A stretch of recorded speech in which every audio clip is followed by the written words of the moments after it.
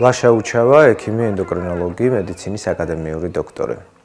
საქართველოში უკვე ორ თვეზე მეტია მიმდინარეობს პროტესტი, სამოქალაქო პროტესტი, მშვიდობიანი, რომელიც ითხოვს ახალ არჩევნებს და პატიმრების განთავისუფლებას საპყრობილიდან. 15 დღეზე მეტია, ქალბატონი მზია იმყოფება საპყრობილეში უკანონოდ და ის მიმართავს ამ უკიდურეს ფორმას, შიმშილს და ღებულობს მხოლოდ და მხოლოდ წყალს. მაშინ, როდესაც ვსაუბრობთ შიმშილის ფორმაზე, როდესაც წყალს მიირთმევს მხოლოდ პატიმარი, ამ დროს შესაძლებელი არის პირველი ეტაპისთვის დაკვირვება პენიტენციურ სამსახურში, მაგრამ გარკვეული პერიოდის შემდგომ, რა თქმა უნდა, შიმშილის ეს ფორმაც ითვალისწინებს სტაციონარში მეთვალყურეობას.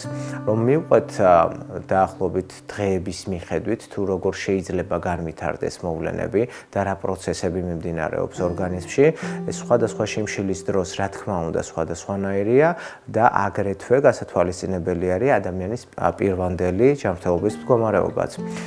თუმცა, მაშინ, როდესაც ჩვენ ვსაუბრობთ ფიზიოლოგიურ პროცესებზე, პირველი 3 დღის განმავლობაში, ესეთი შიმშილობის დროს, ორგანიზმი ფაქტიურად სრულად იყენებს ნახშირწყლების იმ მარაგს, რომელიც აქვს მას ორგანიზმში გლიკოგენის სახით და ფაქტიურად სრულად ხარჯავს ამ ენერგიას იმისათვის, რომ შეინარჩუნოს ნორმალური ნივთიერებათა ცვლა და მეტაბოლიზმი, რაც რა თქმა უნდა სასიცოცხლო ფუნქციებს ქმნის ჩვენს ორგანიზმში.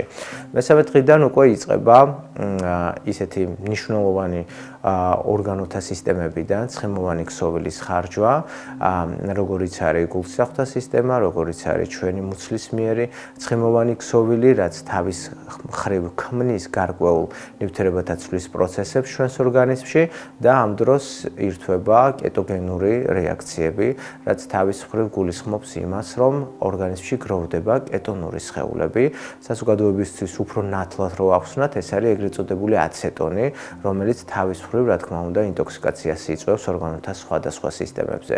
ეს შეიძლება იყოს ღვიძლი, შეიძლება იყოს თირკმელი, შეიძლება იყოს გულსიზრახთა სისტემა და ასევე რაც მნიშვნელოვანი არის ცენტრალური ნერვული სისტემა, ანუ ჩვენი ტვინი, რომლის გათიშვაც კი შეიძლება მოახდინოს აღნიშნულმა კეტონურმა სხეულებმა. თუმცა ყველაზე ცუდი პერიოდი უკვე იწყება დაახლოებით მე-14 დღიდან, მაშინ, როდესაც ორგანიზმი სრულად ხარჯავს ცხიმოვანი ქსოვილის მარაგსაც და უკვე იწყება კუნთების განლევა. და ამ დროს ბევრად უფრო რთული ფიზიოლოგიური პროცესები იწყება სხვადასხვა ორგანოთა სისტემებში და შესაძლებელია უეცრად და მწვავედ განვითარდეს ღვიძლის უკმარისობა, უეცრად და მწვავედ განვითარდეს თირკმლის უკმარისობა და ასევე უეცრად და მწვავედ განვითარდეს ინფარქტი, რომელიც ადგილზევე საჭიროებს უკვე სამედიცინო ჩარევას. რა თქმა უნდა, სამედიცინო ჩარევა ვერ მოხდება პენიტენციურ სამსახურში, სწორედ ამიტომაც ყველა საერთაშორისო პროტოკოლი ითვალისწინებს იმას, რომ შიმშილობის მე-14 დღიდან პაციენტი უკვე უნდა იყოს ამბულატორიაში 24 საათიანი მონიტორინგის ქვეშ და მე-17 დღიდან უკვე რეკომენდებულია, რომ ის გადაყვანილი იყოს ისეთი ტიპის სტაციონარში, რომელიც საჭიროების შემთხვევაში უზრუნველყოფს სრულ სამედიცინო მომსახურეობას. თუმცა დღესდღეობით ჩვენ არ გვაქვს არანაირი ინფორმაცია, არც ლაბორატორიული ტესტების შესახებ, არც ფიზიკალური გასინჯვის შესახებ პაციენტთან, ჩვენ ვიცით მხოლოდ და მხოლოდ არასამედიცინო სფეროს წარმომადგენლებისგან გარკვეული ინფორმაცია, რომ ის თავს გრძნობს მხნედ და კარგად. ესეთი შიმშილობის დროს უნდა აღვნიშნოთ, რომ 1 ან 2 საათით ადრე არ გვატყობინებს ორგანიზმი, რომ ის ცუდად გახდება.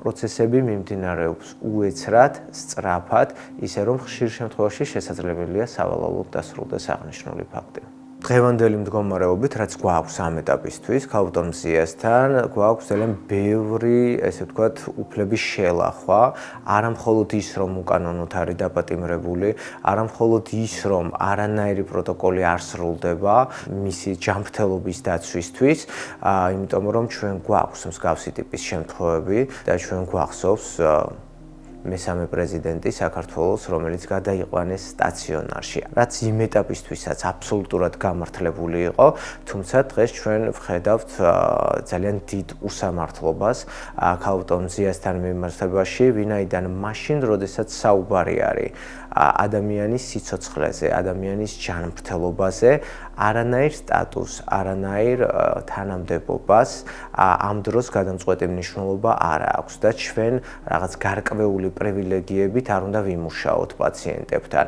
ანუ თუ იმ შემთხვევაში იყო სიცოცხლესთან შეუთავსებელი მდგომარეობა და ამიტომაც საჭირო გახდა სტაციონარში მოთავსება და მეთვალყურეობა საქართველოს მესამე პრეზიდენტის ამ კონკრეტულ შემთხვევაშიც ეს უკვე დაგვიანებული არის, თუმცა სანამ დასრულდება ძალიან ცუდად აღნიშნული ფაქტი, ალბათ მნიშვნელოვანი არის გონს მოეგოს არა მხოლოდ პენიტენციური სამსახური ამ შემთხვევაში, არამედ მასთან არსებული სამედიცინო საზოგადოება, რომელმაც უნდა უზრუნველყოფს პაციენტის სიცოცხლის დაცვა.